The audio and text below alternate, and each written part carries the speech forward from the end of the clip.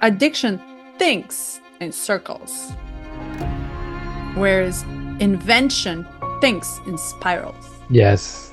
Yes. And I love it. And spiral is not one dot, it's actually one seed becoming bigger and bigger and bigger and bigger and bigger and bigger. So I'm grateful for that. And then, two, just the pain just reminding me like this body is so amazing. Where else can you go other than inside? And when you're so almost like forced to face yourself, you find lots of love.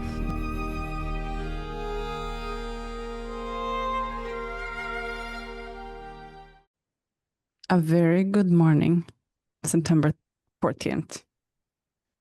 Yes. CD 39, Shadow Provocation. Yeah. You said you were riding a wave. Do you want to jump in? Oh, riding a wave of provocation. Yeah. Sure. It's 8 a.m. and we're diving right in.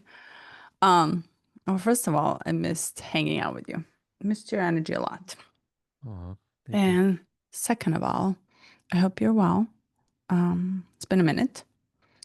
And third, since we don't want to talk about our own feelings on this I'll talk about mine first if you want. I mean, if you want to open it, then I'll dive in. Um, the sacrificial lamb. Um, yeah, this week was a whirlwind. Both, it was very physical for me because I was sick, and I had the high fever for at least 3 days, and even yesterday, just kind of dizzy and out of it. But at the same time, I'm learning more and more about astrology, Mm. and I'm not actually like doing any astrology yet. I'm just learning about uh, how it was popularized and used a long time ago, and how it was talked about and written about. And I find it to be fascinating because it's like you get to see the waves of like repression, and then the Renaissance happens and it comes back, uh and it feels like we're entering a new Renaissance right now. So personally speaking, I'm grateful for the sickness. It sucked. It was crazy. But usually when I'm sick, I get to kind of transmute or alchemize some old patterns and memories. And I'm always grateful for that. And coming out, I just feel tremendously clear, but also um, it's a reminder of like ultimately as the individuals how alone we are, at least for me. Mm. So I was at a birthday party yesterday, and I just didn't have any energy to like admit small talk. So I'm just kind of like, yeah, just I was telling Carly, I'm like, do you know what divine? Do you know what the word divine means? And she's like, she gave some great answers. I was like, it actually means it points to the astrological aspects that we are divine is like this plane of the stars and the planets and everything, and how we're all kind of playing out the lower aspects or the humanness quality to events and that are in some way already written. And I just found that to be really peaceful. But And what book are you reading? Still the uh Hermeticus? yeah, it's called Giordano Bruno in the Hermetic tradition. Nice. And I haven't even met Bruno yet. I'm like halfway in the book and I haven't introduced him. So I'm very curious. Wow. Is it a novel or is it just the It's actual just teaching? it's like a historical account. Nice.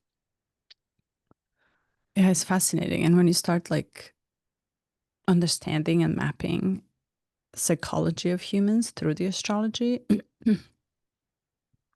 and how a lot of people are now interested in it, right? So it's like there's a big wave of people trying to find the answers in it. And it seems to be the most accurate answers on their Mm-hmm. psychological states in the earth life, in a human body, and find that path that leads somewhere because we're going somewhere. And yet nothing hits home that close like astrological mythology and understanding of what are we doing? What is the point? And I just wrote um, earlier, actually, I think it was yesterday, and I scheduled one of the shorts and wrote a little small little snippet about Earth life being a really tough and not such a prestigious address in the galaxy to stop by. So Mm-hmm. it's not like almost no one gets it easy because of that dense, intense, limited, almost pressed inside this body, the wholeness of the world that comes in for you to kind of figure out how to deal with it in the earth life. And it's hard. Mm-hmm. And Yeah. it's hard. That's really So cool. I'm glad you're in it. We yeah, can thank talk you. about that. So yeah, there's a lot to say. Yeah. So provocation. What's provoking you? Well, a bunch of planets are in retrograde. And when I look at my charts, I know ahead of time it's going to be really tough for me. And all this preparation, you know, preparation meaning I really, when I say preparation, I really mean the reactive side Mm. within when a wave comes in and hits you. And this morning I just named my emotions and I placed in parentheses slap, anger, slap, sadness, slap, shame, slap. And it's literally you're getting slapped left, right. And often they come in cluster. It's not only one, it's like a cluster of emotions, of feelings. And the preparation, how I'm understanding it now, is just knowing how to react to them, how to change the narrative about it, and which changes the attitude. So, I mean, it's very easy to get provoked on Earth because we don't get it easy in the childhood. So all these patterns show up later on in life and to deal with. And to me, this was very hard to read actually, and very scary um, because it can go really south and it can go really wrong. I don't know. I have not met a person who has. I mean, you can read it in news; it's all over the place. But personally, I didn't meet the person who is experiencing the shadow of provocation to that extreme through anger and violence. I have heard of it, but I have not personally have experience with it. Here and there, you get trolls on the internet that can practice this on you, which is almost like a field to get crucified, the open field for all of us to get crucified. But I think it's the reaction to it, yeah, that I'm learning about, Mm. which changes me too. So Yeah, I was in a group an online group that the sole purpose was just provocation. Everyone's mission in there, and I was the only one that was like, "What is happening?" So that's funny. the person that I know that put it together, she didn't really. she didn't really tell me what was going on there. She was like, it's a bit different. So I'm like, okay, let's hop in. And then everyone's just kind of like trying to find your traumas and triggers and poke at them. And I was in there for a while because I'm like, oh, why not?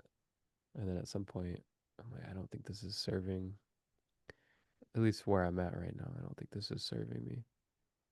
It's, it was, the intention was like, you think you're liberated. Okay, come in here and we'll see. Mhm. Wow. Poke the bear. Yeah.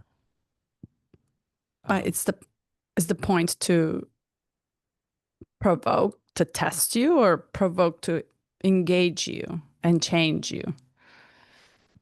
yeah, there's, I mean, you can't speak for the individuals in the group, but I think the intention as the group was to get you more engaged. Like in this Jinky says, to like, the person that's manifested the city, they'll find a way to pull your energy through, even if it's not how you would like it, even if it's through like getting triggered or Hmm. yeah. You know what I really like about this is like you can't really fake it. Meaning, Yeah. even if you um even if you act nice and you don't say anything, the energy will show to the world. Yeah. And even if you act nice and you say kind words, but yet with that tonality that is very aggressive, it will show up to the world, right? So it's almost like you can't really, once you have this attitude and doomsday type of, and it's not fear, you're talking massive hatred, which in today's world nowadays, since a couple of days ago, you can hear the divide and see the Mm-hmm. divide. It's almost like you can't, even if you turn off the TV and you don't read the news because it's a, or read or whatever, watch movies and listen to any type of podcast. It's like if it's inside of you, it will show out. And do you think it's true? Do you think it's true when he says it's your attitude about life?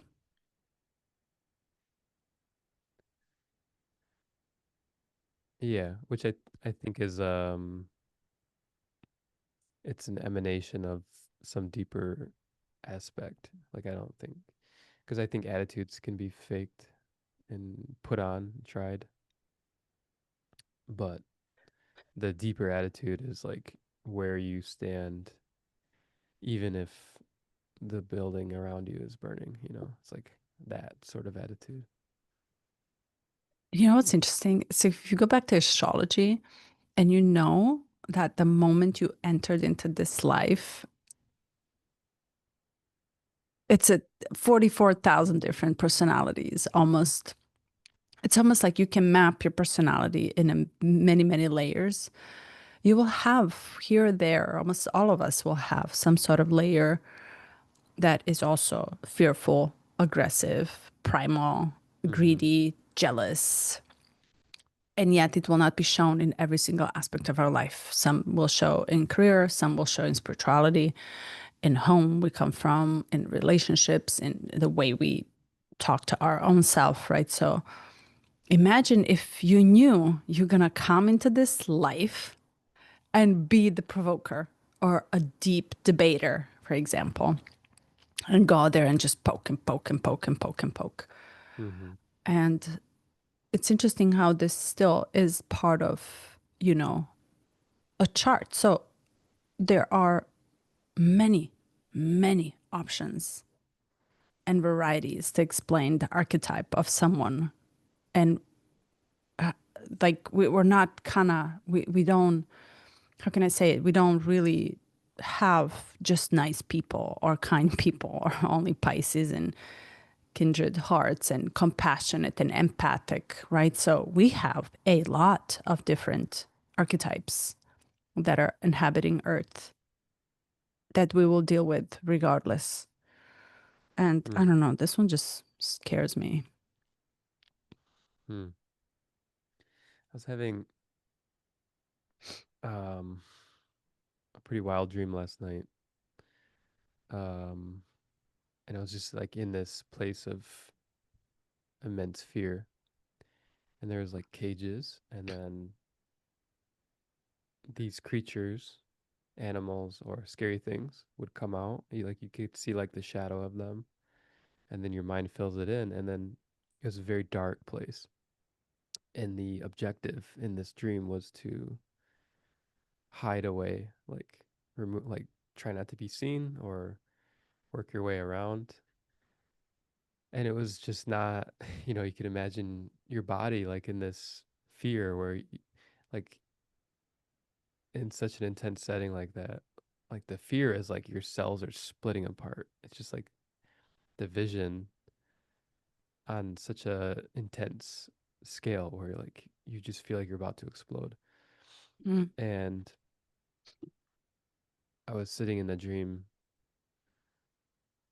and feeling like it's just I'm stuck here. I don't want to be here. This isn't even like my fear necessarily, but I'm experiencing it, like I'm going through it, and just that level of detachment. And then these words came up where I was like, fear, face everything and rise. And then all of a sudden I found myself in my bed, like I could feel my body in my bed, and I was like, oh yeah, I don't have to be in this dream. And I got up and went to the bathroom. um That's pretty well, cool. yeah, but all that to say, you first just have to acknowledge where you're at in the fear, and then some recognition of, like, I called in a detachment, and I said, like, this isn't really my fear. It's just something I'm experiencing. And I think Mm. by acknowledging it, you can still participate. Like, it doesn't mean you have to like create perfect circumstances so that you don't aren't affected by it. It just means that you don't have to be the primary holder of the energy that's coming in. Mm. You can allow it to just pass through you or pass over you. Um, and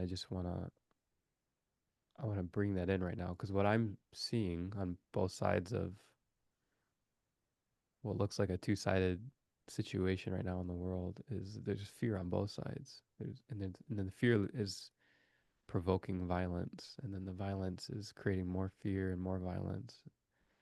It's until we can just, and I like the astrological view. I like looking at the bigger picture as much as possible, because if you go out to the ultimate view, like, not only is this all part of the plan, but it's also, this is how the this is how it's working. This is how it's going, because you need the two sides. You need like um the distance and the divide and the splitting.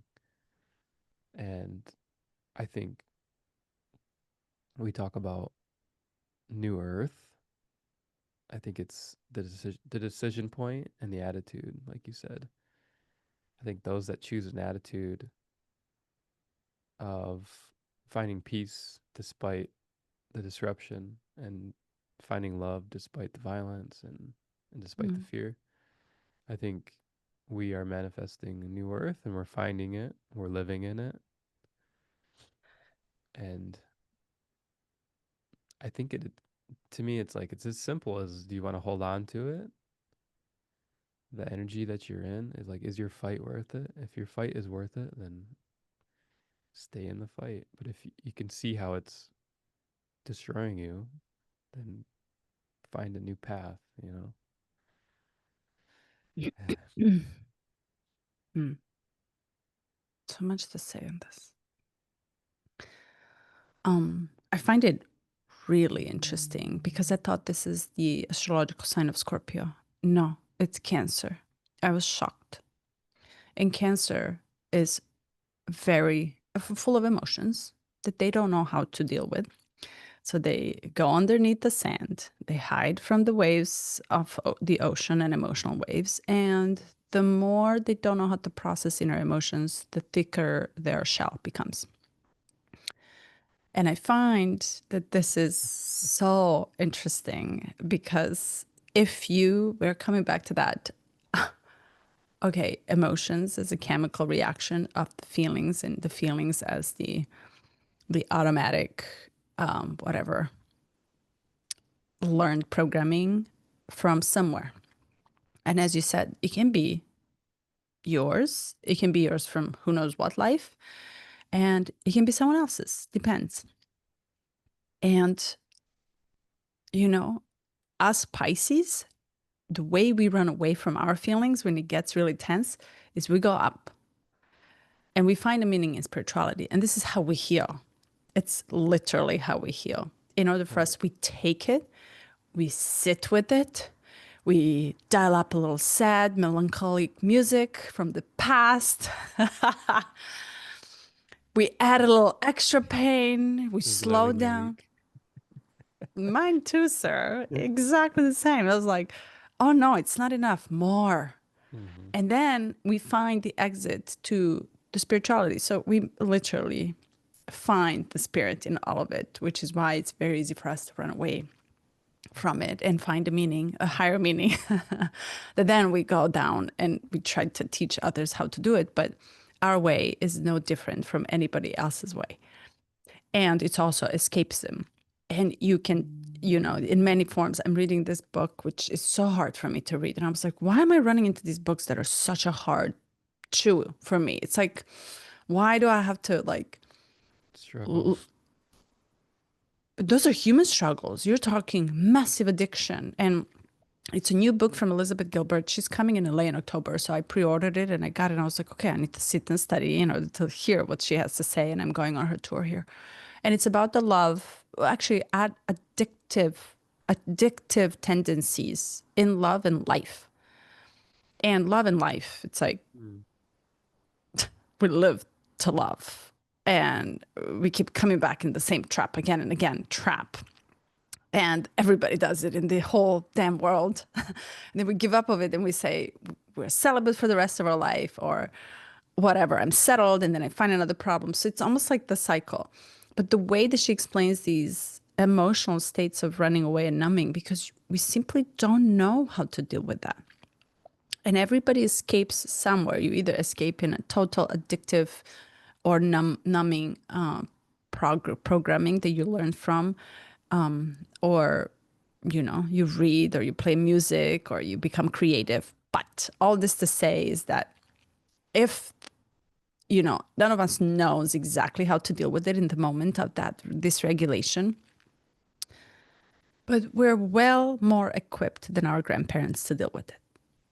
Mm. And we have a lot of tools that we can use to deal with it. When shit hits a fan and you keep getting slapped like this, bam, bam, bam. What is your way of finding the ground to land on earth, rationally think, see the play as an experiencer, or witnessing yourself, or kind of feeling the experience itself? So what is your way of dealing with emotional waves that are coming and that will continue coming? Curious. Mm. I was like, is she asking me this question? I better think about what I'm gonna say. What? Oh, it's funny because when I talked about this last week, I was like, Carly, what does divine mean? It means being up in the stars. And I just felt like I was up there. And then you're like, we Pisces, we go up. And I'm like, okay. Um, and I'm still, relatively speaking, I'm still up there. So that's how I dealt with the emotional wave initially. And I'm not yet experiencing what I do to bring it into grounding it, into bringing it down here, because to be honest with you, my heart is like, I only want to stay up there. I don't want to come Very down. Pisces. Very Piscean, but yes, we have the world to deal with here. Yeah.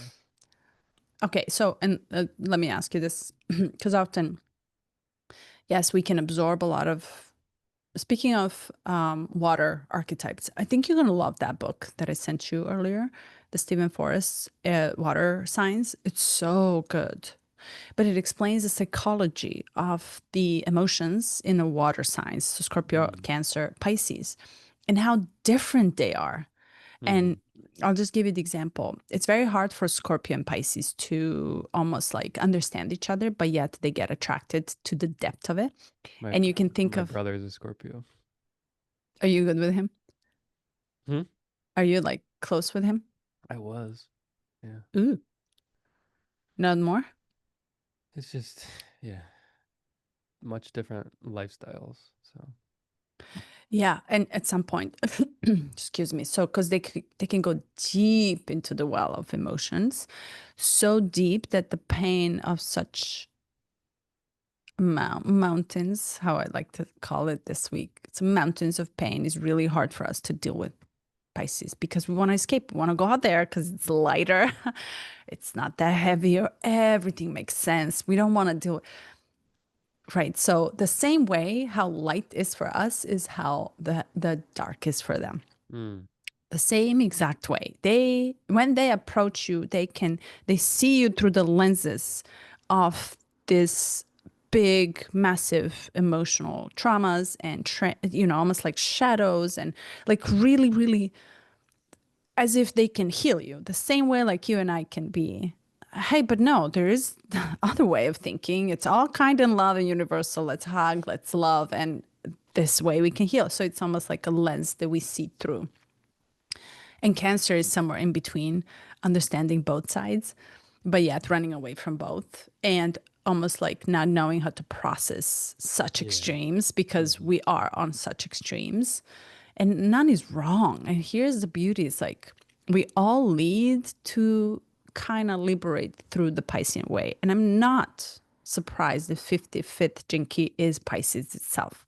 I'm totally Mm-hmm. not surprised because no matter what happens on Earth life, how hard it gets, how many layers we have to process, understand, try to break through, crack, all the rivers, all these paths lead to one big ocean for everybody. Mm. And that ocean or a sky or universe is really like if you know your path is to become Pisces, and I'm not, singing our song, but it's in the books. And then you will find your way through the heart to get to the compassion that you also have. Majority of us have, in deep inside the heart. I love that. That's why we Mm. struggle because nobody gets it. You know, it's hard to go there and say, "Hey, love for all, kindness, compassion, empath." It's like, come over. It's okay. Forgive. Nobody gets it that way, the way we do. And it's hard for Mm-hmm. us because we're often misunderstood and ridiculed for it too. So, what you gonna do, buddy? Yeah. It's like it's even hard for us to put it into words because there's so much more meaning than just like you can forgive and life is actually really beautiful and both the light and the dark. It's like Yeah. that's as much flavor as I can give you. But there's, but then we'll listen to a symphony and be weeping or watch a movie and just we're like this is the movie. Like don't you see it? They're like what's there?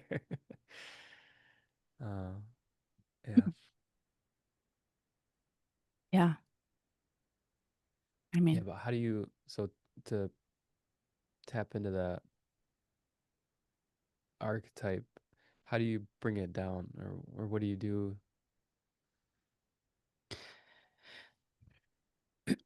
so Pisces is one of those archetypes that is prone to a lot of addictions Yeah. because we can't handle the earth life and we go to numb the pains on the body because we want to live there. And addictions can be of, variety and plethora of it. Um, so hence why I started understanding on astrology and learning, because you can't just be there all the time when I'm here in the body and I'm getting this life toss me and stir fry me all the time, right? So it's like, how am I here and there at the same time? How can I be present and find the reason why am I here? Which is where the questions of who am I, what's my purpose, come deeply, deeply, almost like from the pits of your heart. It's like, but really, what's the point of being here, right? So it's like, why there must be a reason why am I here on earth and not there, though I want to go there. So to translate that world to this life, the body, the feelings, the everydays, 24, the schedule, the structure, the limits of the skin.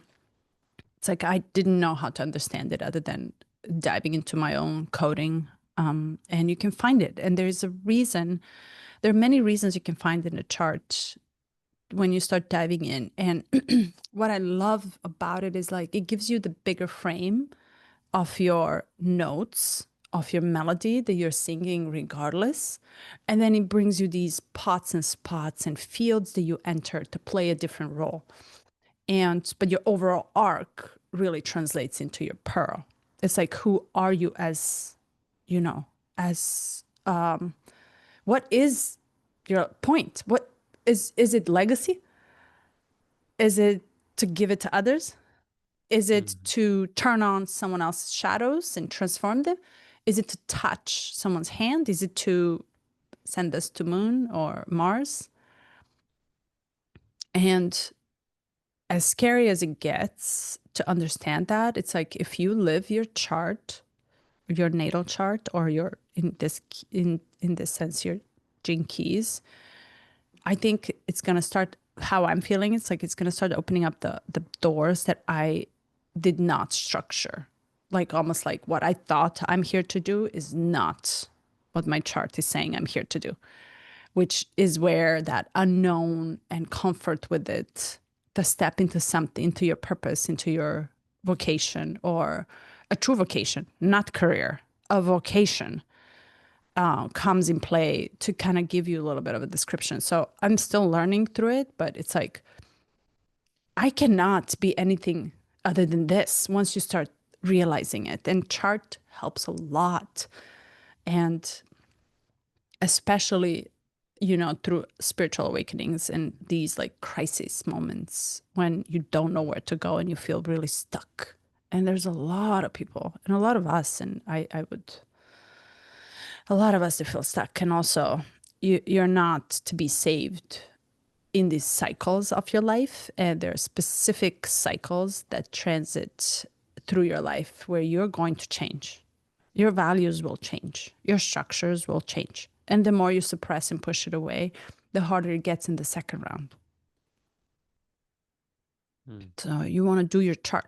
Did that answer? So how do you come down? I came down through, wait, but I still have something to do here in this body. And I can live there in my own isolating time when I'm just playing vinyl and I am into the art. But there's something that I came here for, and it's not to escape back up there for sure.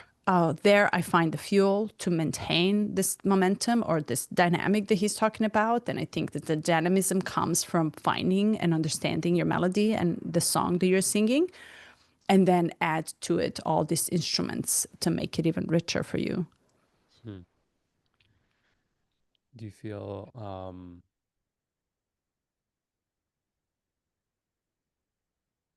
do you feel that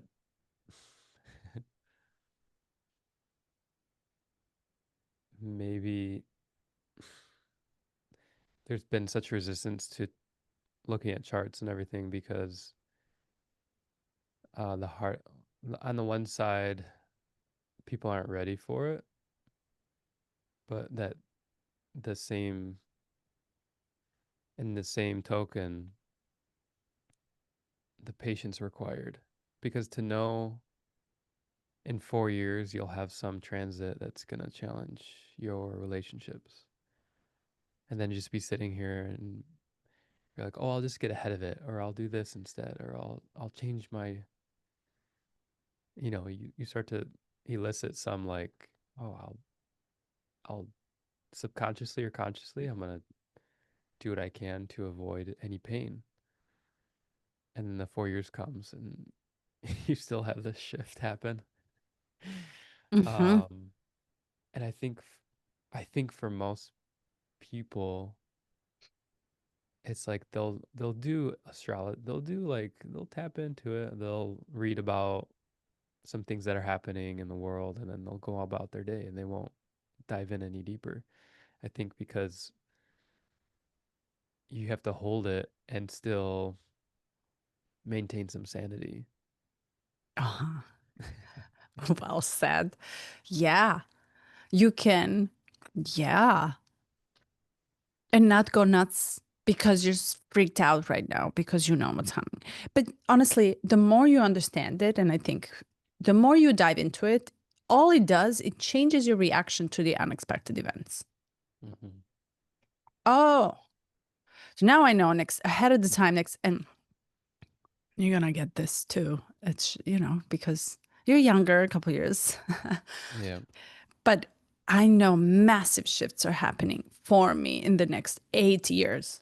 Do you know how scary this is just to even think that, holy shit? And with the current transits, which are a massive generational transits, you're talking Saturn generation, Pluto generation, Neptune generation, Chiron. And when they all go into the square, which is they all challenge each other, current transit of I want to dissolve. But wait a minute, you need structure. This is what's happening for everybody. Mm-hmm. It's not only you and me. It's like, let me Yeah, it's the create, but plant, the hold on a planet minute. too. Yes. And if I am confused and sitting here one day waking up like that, and tomorrow waking up like that, and suddenly I have all these emotions and confusion and fear and burst of energy coming in, it's like, it's really easier. It's much easier to deal with it when you understand it's out of your control. You just Yeah. have to kind of learn how to react and surrender to it and let it shuffle.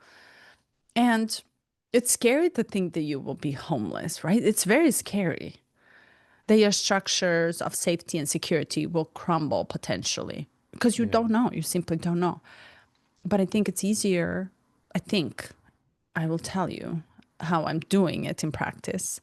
I think it's easier if we learn how to surrender to whatever life gives us. And he has this really cool,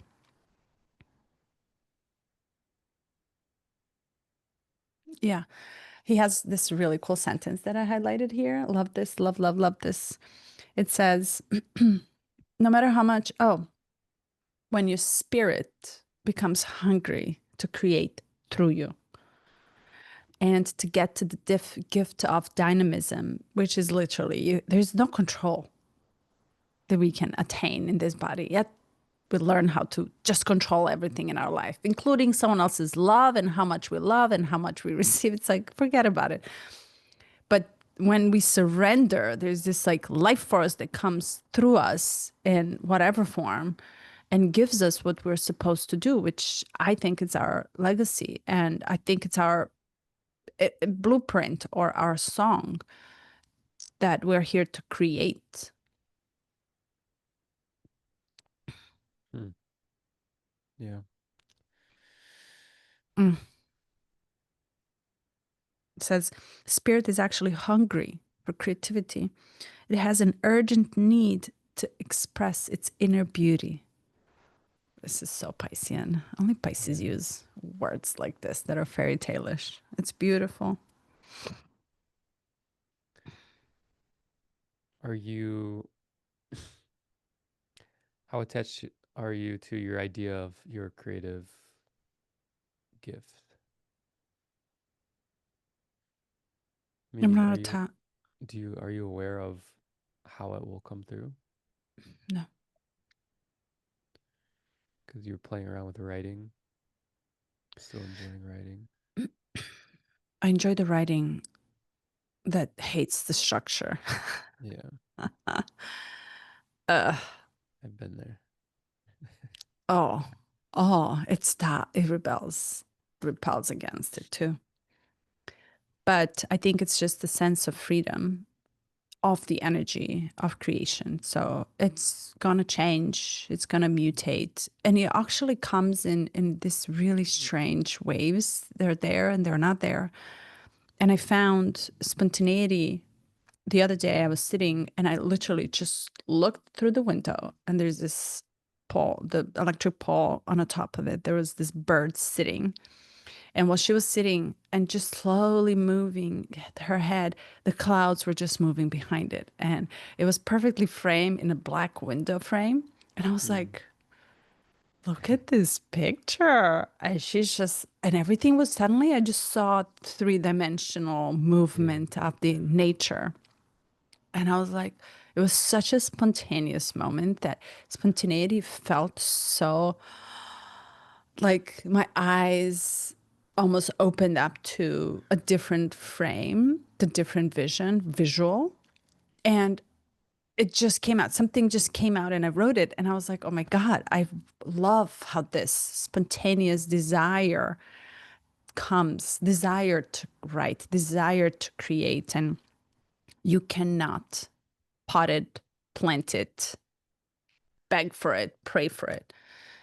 The only thing that you can do is just open yourself up to receive if it wants to be gifted to you. Yeah. So, no, I don't. I'm trying not to attach to anything that I'm doing because I really honestly don't even know what I'm doing. I'm in the really strange phase of my life. And also, I'm getting hit by a lot of tests where people just have demands Yeah. and they have This is opinions too. this is personal relationships or work relationships, right? Both. All the above. All the above. It's like Demands and what was the other thing? uh, strong opinions Yeah. about how something should be. And I find it, I'm always like surprised that there's no freedom in such structures to be. And yeah, I can see myself escaping really fast into, let me learn something Yeah. because and I'm like, I'm doing it again. Damn it, sit with it, right? So it's like, it's easy Well, to escape in the fantasy. Yeah. yeah, I think you have the awareness that it's happening. So as Mm. long as it's not like I don't think it requires a drastic change in behavior. This is my personal opinion. And here I am putting my strong opinion on you. But if you're in that space and your natural reaction is to go to like, okay, let's look at the divinity, the higher realms. Um, the difference is like with awareness or it's true escaping is without any awareness. Mm. You know, you're so wrapped up in it and then it pulls you into this detached state of being. Um, not in a healthy way. But if you're in it and you're aware that you like, oh, I get solace from diving into this and having these conversations, it gives me a sense of peace and that I can go into the world, I can see and experience all that the world is giving me and not be as affected by it or pulled into like the drama. It's my opinion, it's okay. but but that's for you to say if it's okay or not. Yeah, and you're not pounding your opinion on me to take it as the only truth. And I think that's where it differs with forcing it upon someone versus just having it, Yeah. and just having it. It's beautiful. And we need that. It's like I need a different data point, but it is related to you and it is offered to me as an invitation, not as a requirement. Big difference. And I think I am at the moment in my life noticing how much people want to control my field. Yeah. And I am realizing I'm too nice. When you're so nice that Yeah. almost like it's not that people take advantage of it consciously, but they're so used to the niceness that it's shocking when you have the discernment. And right? Yeah, it's like, yeah. It's so funny that you and I are both trying to find a way to not like say that people would do this intentionally. Like, no, this is subconsciously. They're not aware of it. They don't know they're doing it, but they see you as like prey or manipulatable, um, you know, easy to control, Mm, to use for their motives. Yeah. totally. We're just our like our rubber band just stretches a little more than standard average. We can take on more, but I think we have the saying in my culture, and saying is that it's a very rough translation, but it says the biggest sin of a human is that it thinks it's a god over someone, another human. Yeah. It's like it has this, it thinks it can change you, control you, tell you, and can't, because Yeah. sooner or later we realize that. And I think, yeah, there will be a lot of tough, rough times ahead, because transitory, like in my, I'm going to oppose this authority in the next 8 years a lot, as per gift of the galaxy and planetary system. So thank you. Right in time for midlife crisis and existential crisis in life. And I have a big problem with authority, not federal or governmental, in general authority. Yeah. In general, even from a child who tells me something, it's like there's a massive problem with it. It's like, and it's arising. And I'm like, it's not nice. I need to figure out how to deal with this first before I show up to the world, because it's not nice at all. Yeah. What break it down for me astrologically? What planets? So Uranus is entering Gemini, actually entered Gemini, and it will be here for like 2 years, I think. Mm-hmm. And it's in my 12th house. And when Uranus enters Gemini, it's a higher mind, unexpected, and it's ruled. Uranus is a higher octave of Mercury, which means Mercury's communication. Mm-hmm. And 12th house means I'm talking to gods. Mm-hmm. And it's literally entering into, like, I have to be very clear, and it's going to happen. So I can wake up one day, dreams are going to be vivid. Depending on what house Gemini is in your chart, right? So, Yeah. but mine is in the 12th house, which is the higher temple, and as if I'm just sitting at the table eating with gods, and I don't understand what they're talking about, but yet they're talking to me, Yeah. and their messaging coming in, and it will hit out of blue, and it's, to me, is so scary. But that's not the scariest part. It's going to cross over my Chiron, which is my deepest wound, and it's going to cross over my ascendant, which is my whole life, and it's going to This is oppose. this is Uranus that's crossing over? Or Hmm.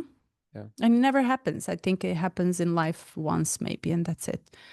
And it's going to oppose its own native state, which is a Uranus opposition, where it's called existential crisis in life. And it's going to oppose my Saturn and my Mars. And it's Mars is a war. Yeah. Saturn is a father, structure, responsibility.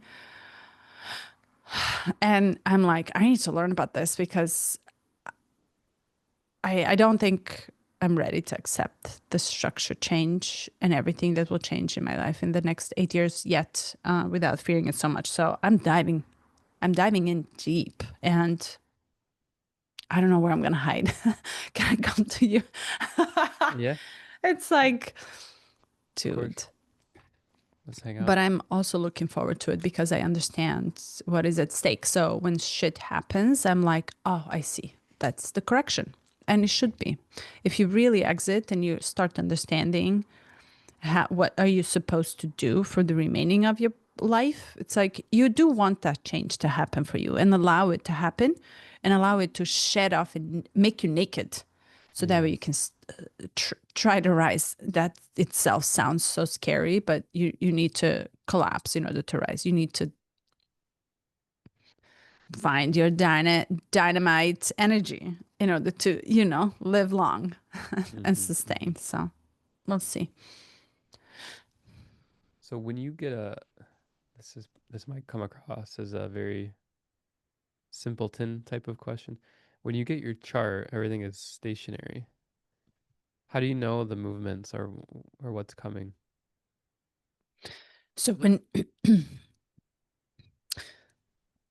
okay, so a child, okay, so here I'm going to talk about ascendant for a second.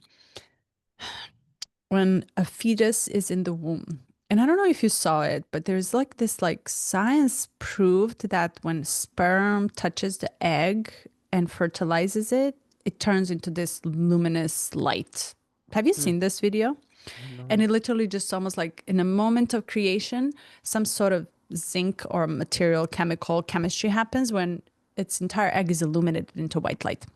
So it's the first, like almost like the initiation of the creative. And then the fetus lives in this unity with the mother in a womb where everything is so blissful and everything is just perfect Hmm. in the water, and like everything is just one with two.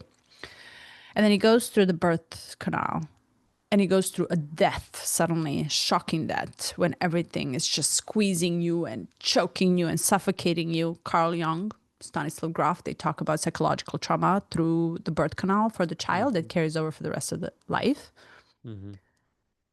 And then the first moment, the first picture that you have determines your ascendant, which determines your entire life. And it's the first light you see on the horizon when you open your eyes as a baby. And in that right moment, which is why it's the exact timing is very important, will determine how you show up to the world. Because what you see is what you become. Hmm. And your lenses, your Aries rising, you probably came through your mom's canal with a pop, big Yeah. bang. I'm ready C-section. to fight. It's like, where is the fight, right? So it's like there's this like initial, like fire in you. You wanted to get out. That's how it Yeah. almost. It's a C-section, but I was screaming. It was very loud. Yeah, I had the C-section too. But Yeah. almost like you wanna there was fire in you, and that's your first glasses, and that's your color lens that you see the entire world. So your projection is inside is what you see through, and Hmm. you're gonna see this, and it's gonna carry you for the rest of your life. So when that moment happened, it all the planets get stuck in this Yeah. like natal position, and then of course, planets continue to move on. And then the transiting planets you can see outside the chart that are affecting you as they move. But they affect your birth natal, which is the base out of which you start evolving from Hmm. and progressing. So there's a natal chart, which is the time of the birth. There's a progress chart all the way up to this age. There's also there's just so many to look at, but they're just layers and layers and layers on the top of that moment when you saw first time horizon Hmm. as a baby. So very, very important. But yeah, the transits will trigger you, and transits will trigger your natal directly. Not only will they trigger each other in the world in a generational way for everybody, they will trigger you specifically. So your planet in your Mars in the fourth, for example, will be very different from my Mars in the 12th. Yeah. You're going to act on it differently. Hmm. But everybody goes through Uranus opposition. So there's this transits 29, 40 to 45, midlife crisis, 50, 56. These are big planets that are slow cooking, slow and torturous. But they're Hmm. meant to make the change. They're meant to almost like wake you up to the 12th house Yeah. of liberation. Yeah. And then we're in this like highly, what would you call it? Volatile 3-year period right now, 25 to 27. And I've been seeing like the riots all around the world, like Indonesia, and kind of just been like, okay, you know, France in your country, obviously, For months. and Whose observing it. president is Pisces, by the way?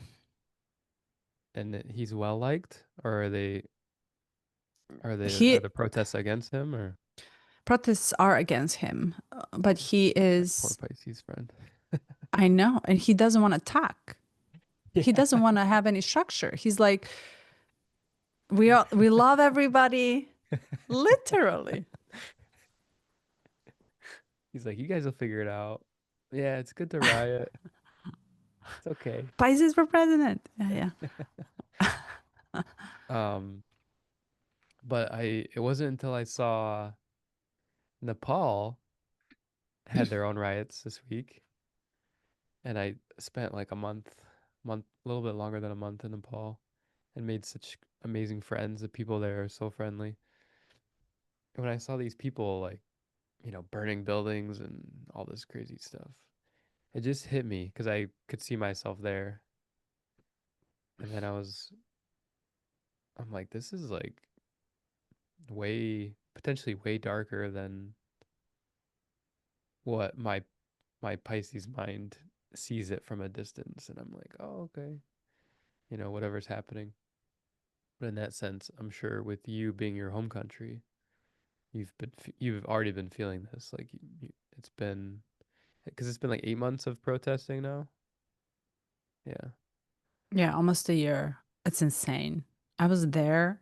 I mean, and it's a small country, but yet Yeah. it doesn't matter what size of the country is. It matters the underlying differences that are coming, like that pull you in such sidedness, right? So it's almost like you can't but not to choose the side.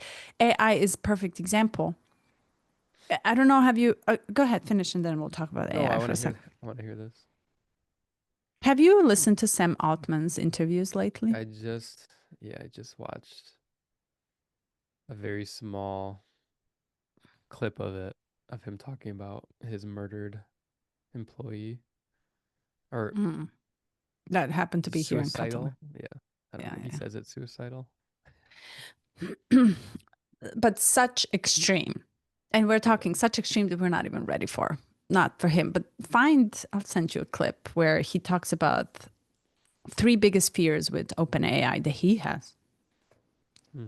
And the third one is incomprehensible to the human mind. We cannot even imagine. This is how extreme it is. We're not even ready to handle what is to come, yet he knows.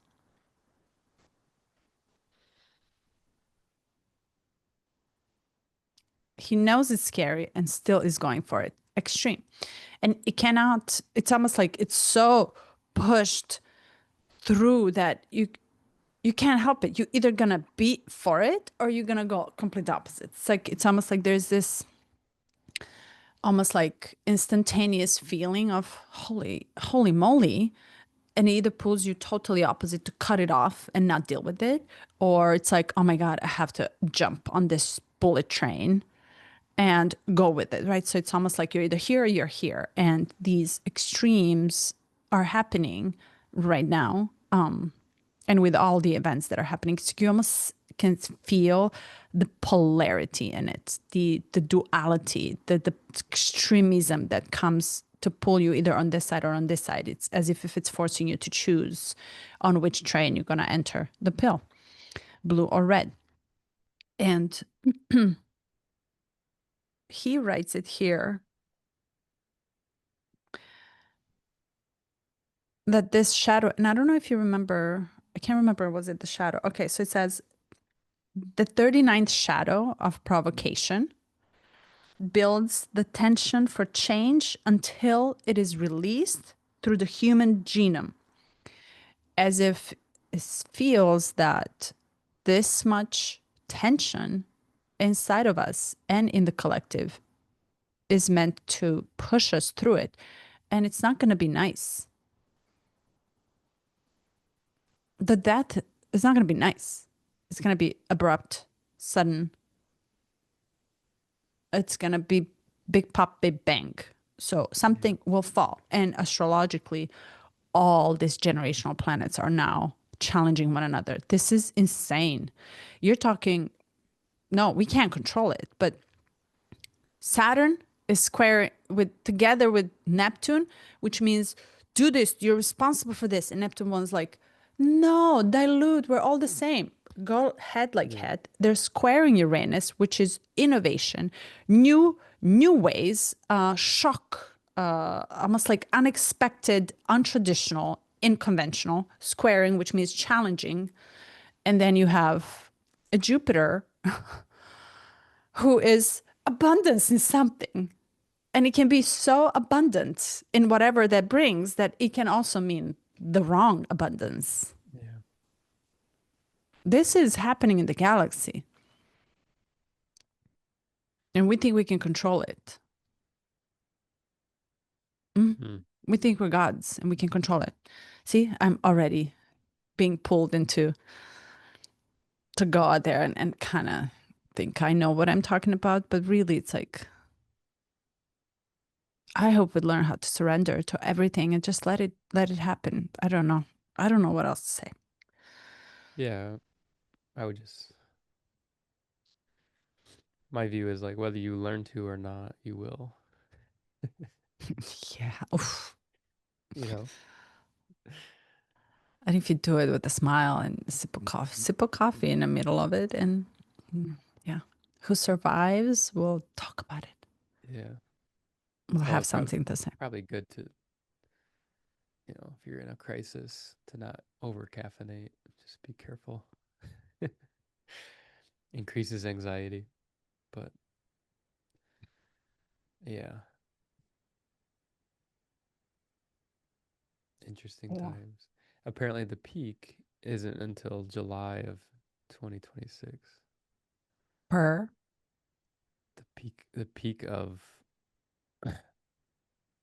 I forgive me because I was listening to an astrologer being interviewed, and she was specifically talking about the pulling on planet Earth and how it's like this 3 year period, and then how it aligns with Richard Rudd, with Gene Keys, with 55. Oh, Um, but apparently the peak of, and it aligns with our friend Stefan and the solar minimums. He's like, we're in a really interesting period, a lot of unrest. But he also pulls in astrology too. Um, so the energy from soul, from the sun itself, is causing a lot of this transmutation and uh yeah, ultimately dynamism is a great gift to have in these times because you need to have the creative lens to be able to transmute what's happening because we're going to be provoked yeah. in every aspect of our lives. Some now, some later. But better to not be, you know, my view is better to not be blindsided, at least. Um, Yeah. have some idea that, and I think that's what we got, at least for me, that's what I got from reading the Gene Keys when I read 55. It was 2 years ago.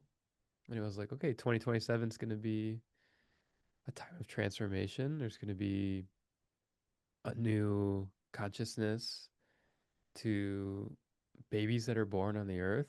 And then now I'm learning like it's not just going to be babies. People actually are going to have a chance to evolve themselves too. So having that awareness, I'm like, okay, yeah, there's a shift happening. And then when there's anytime there's change, like deep change, it comes with pain. It comes starts with fire.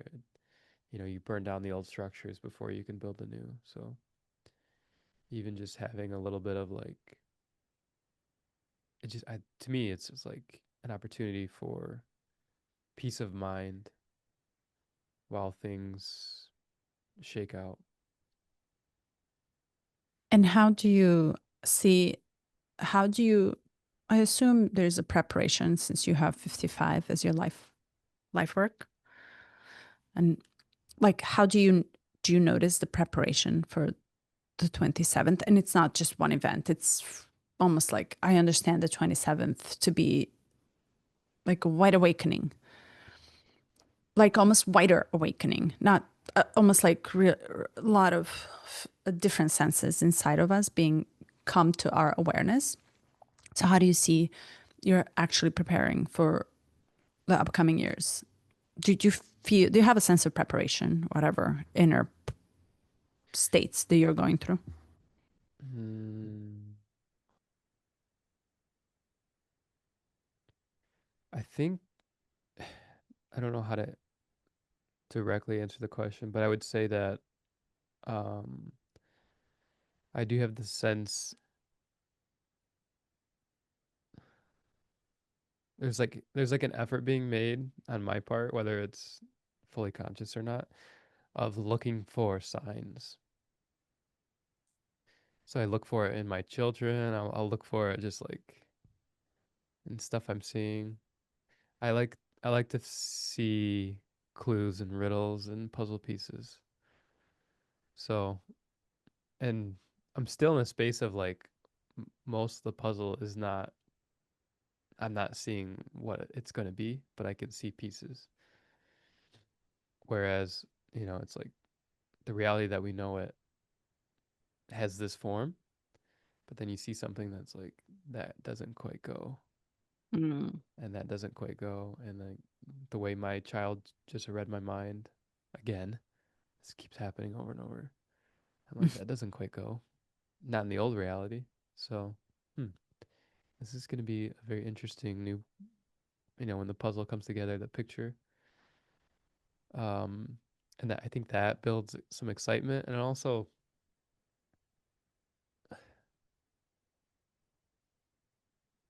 I heard this analogy. It's like there's a dark trail in the dark forest, and we in this I relate to this one because like as a Pisces, at times I feel completely alone. I feel completely like why is life so dark sometimes? It doesn't need to be. Um, but the analogy is like, but then you find a glowing Easter egg, like a glowing little coin, and you're like, wait a second, this was placed here for me to find. And it was only because I'm on the dark trail that I found it. I wouldn't have seen it Mm. if it was all light like I think it's supposed to be. And that alone, it's like now I have some hope, if nothing else. So yeah, if that answers your question, I think that's preparation. Yeah. And do you have a sense, instinctive or intuitive sense of the upcoming years? Uh to be honest with you, I don't. Um Partly because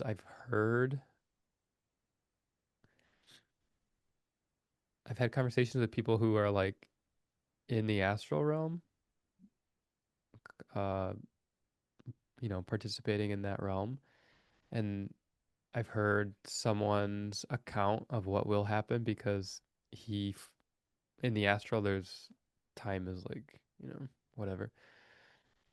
And he relayed his experience. He's like, this is my direct experience of what is coming. And, um, Here to share. yeah, to lay it out to you, like just to say it, because why not? Apparently, there's a rogue planet that will re-enter, which sounds a lot like Three Eye Atlas, but Uh-huh. I was just about to say. Yeah. So, and it has three LSs here. I'm like, is this what he's talking about? But apparently there's a rogue planet. It has a name like or similar to like Ouroboros, but it's not. Um, but it's gonna come in and the the gravity will be so intense that it will literally like rip apart aspects of the earth and then disrupt the sun and Hmm. it's an alien technology. And so it's like, okay, fire, volcanoes, weather events, political disruption, riots. And so it's actually currently happening. I don't see a huge planet anywhere, but there is this object in our solar system now. You know, it's interesting. It gets And so that's all big. he saw? Wait, wait, wait. Finish. Uh, That's all he saw, the no, destruction. I think and then I think it was total destruction, which that's where I'm like, so that was his experience. And he's like, so to put any energy into your humanity is useless beyond just like your survival for the next few years. You should, he's in the Gnostic tradition. So he's like, you should put all your energy into um, raising your spirit, learning to awaken your astral body, because that's all there's going to be. Damn. Yeah. I'm like, oh, hard to latch on to any of that. So, and I tried for a while to do that work and like go down that path. And there was something about like seeking it so strongly, and I almost saw it as a trap in itself of like I'm escaping again the Piscean way to like seek out this escape. Like, oh, I'll just ascend and meditate for days and days, and then eventually Hmm. just be gone. And um, there's just something so beautiful about this life where it's like even if a planet does crash into Earth and we all die, I'm like, I love my family and my kids. I love this experience of life. There's a lot not to love, but it's part of the dichotomy. And if nothing else, if my job here is to experience duality in this way, then I'm gonna try to experience it as full as I can, while Hmm. still having, beautiful conversations. Yeah, Hmm. that's where I'm I at, love I that. think. I love that. It brings you in now, unquestionably. And I always had this in the last couple of years, I always had this sense of urgency. The time is Yeah. running out. And I never could explain it. And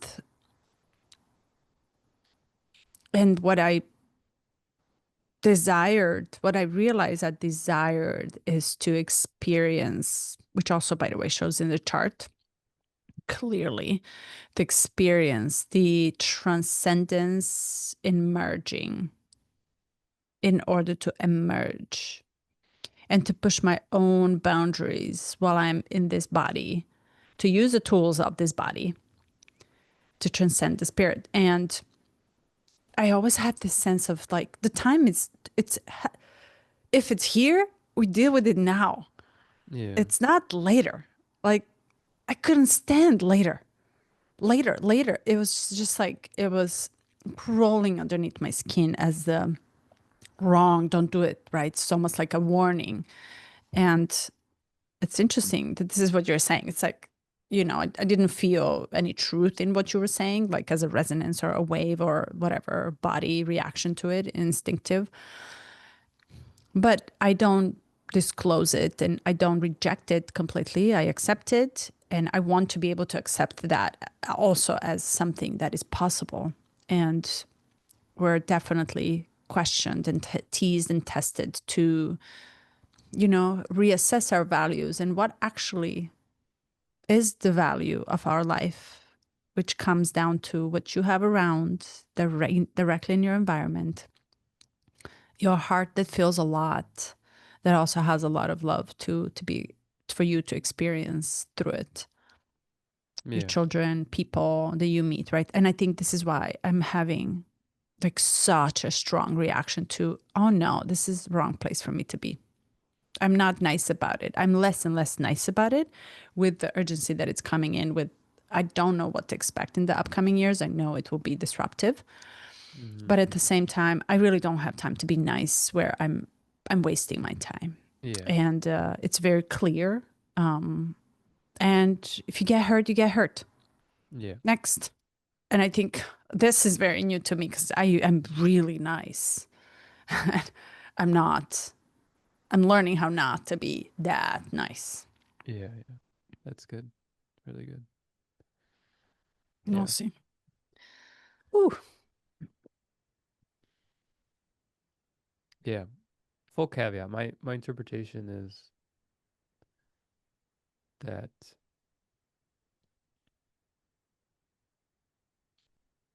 there's a shift, and as I hear people talk about New Earth, I'm like, oh, I think maybe his experience was just the old Earth, whatever that means. Um, but I really feel like more and more,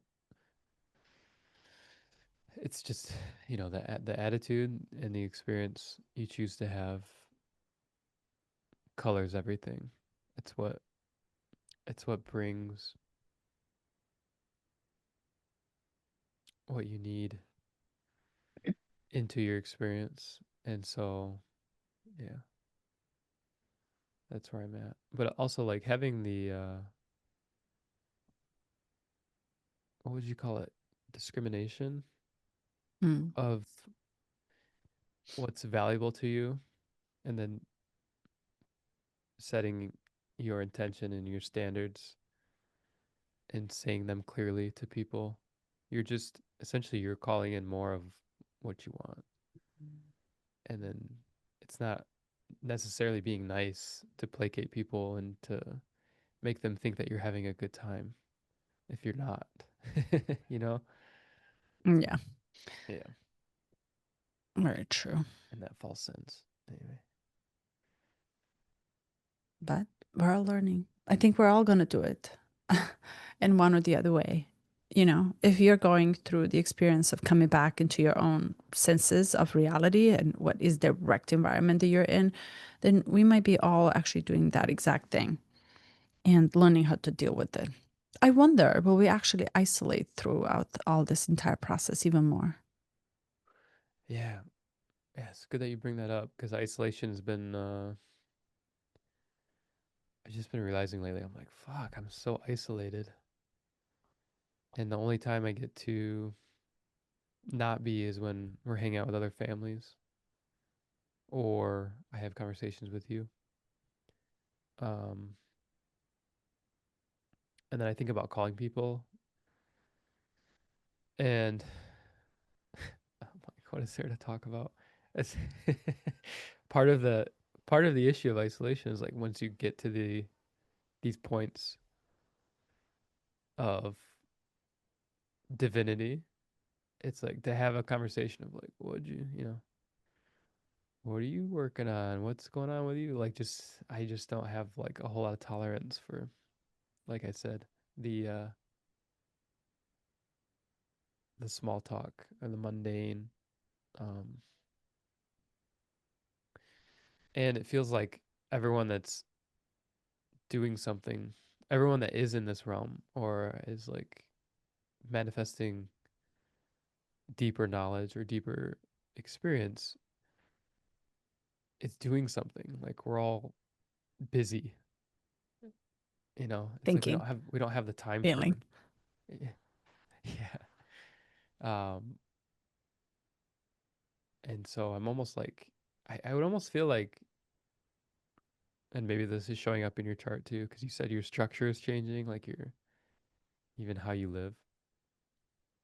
But I'm like, it doesn't have to be what I find really nourishing is not like this forced sense of relationship, like let's get together and it's very structured and creation and all that stuff, but just that we're near each other. Like you can be isolated, but just knowing that I'm here and you can just walk over, such a good feeling. Mhm. Or that you can hug and not say anything, just have it be a part of your day. I'm like, I think that to me feels good, and we'll see how that plays out. I think it will, along with everything else, I think it will, like, it'll be a requirement. It'll just like show up in our field. It'll be obvious, and we'll make it happen. I love this because I feel the same. Exactly the same. And I'll just add if a couple more minutes and then we'll bounce out. But I want to add something really, really cool because this is how I'm feeling it too. It's also like, but there's isolation in this level, as if like in this like pond, Yeah. like in this like thick, like isolation where everywhere I look, I can't talk to anybody, right? It's like, it's almost like I know I will be misunderstood. And I Yeah. laugh at it because I go to work and I sit and eat with these people and I'm organizing lunches and organizing gatherings. And yet everybody's like at that level of closed, limit, limited way of thinking, feeling, being afraid to speak what they truly feel, what they really want, how desires can be different. It's like almost like you can't really enter. It's that thick. So the sense of isolation in this way really brings up to me almost a sense of us meeting at a very different world. Like, Hmm. it feels beautiful not to have boundaries where we just show up like this and it means the world for the entire week to be Mm-hmm. able to sit in the space and just be calmly you without having that structure the same exact way like these spaces or a couple people that you have in life that you can connect that way, but the rest is just very much you on your own in your own world the same way like me. And to add another layer to it, I find it so interesting that love and relationships I am experiencing and am being told as well that, but our souls are together, which means we belong to a very different realm of allyship. And I find that to be extremely interesting because we no longer function on this level, but we can function at that level, which is a totally different field of connecting, totally different field of being, totally different field of support. And I think that's really cool. It's like it doesn't really strikes me as the Piscean way of escapism, but rather than the new way of relating with people and with souls that you're meant to relate. Yeah. What's Can you elaborate more on the shift? Because the way it's just kind of how I've viewed it before, but maybe Mm. so you're saying in in love and relationships specifically, you feel like there's a attachment, or there's like this realm of souls connecting while you're in the body connecting. To put it simply, while it's not working on earth in the body, you're still having a very deep, immense connection with the soul in a different world.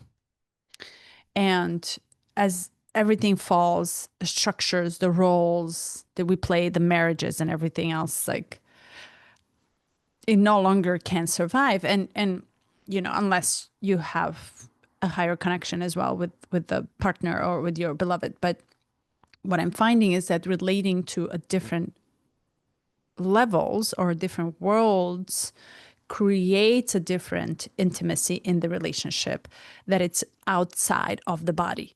Mm. outside of just the procreation, outside of just physicality and a typical sex. And what's interesting, and I read last night, I read something and I laughed on my own. And it says, why? And the sentence, I was ready to record, I can't remember where. And it says, like, why do all mythical goddesses turn out to be a total bitch? And I laughed at it because I wanted to write the entire thing. It initiated some inspiration in me because it is so true. And like you almost have this superpowers inside of you that we're now all coming, not all, but some of us are coming to the realize, oh my God, I'm more than just this body. I can connect much deeply, intimately in this realm, that in a different realm than the physical realm. I don't need you to hug you anymore. I'm already hugging you, but just loving you in a different way of loving you, supporting you, thinking of you, sending you this energy, almost like having this wave of meta love coming at you. It's big deal. It's huge, massive deal. And I was like, well, for that to happen, you kind of need to be a bitch in this life, Yeah. right? It's like a total bitch. And I laughed at it because, in many ways, this is true. Mm-hmm. That's what I'm finding. And it gives me a lot of peace, actually. Yeah. Yeah, good. Yeah, Carly is and just to be clear, I'm not calling her a bitch. She's very good at this energy and I think as a Cancer, she knows when to withdraw and when to, in terms of like provoking, she's so good at it. Like she knows the kill spot and she can just tap it once. Um, but she uses it in a beautiful way, and that's how she interacts with the world and protects her own energy. So yeah. Yeah, there's like so much truth in looking at the opposites. And maybe that's the healing force in this time of extremism that you're talking about, of like we feel so pulled in these extreme directions, is whatever one whatever thing comes naturally or that we struggle with even is okay. Now look at it from the other angle, try to experience it from the other side and see what wisdom you gain from changing your perspective. The beauty and the bitch. I love Uh, it. yeah, yeah, yeah. Well, this was different, calmer somehow. I didn't have caffeine.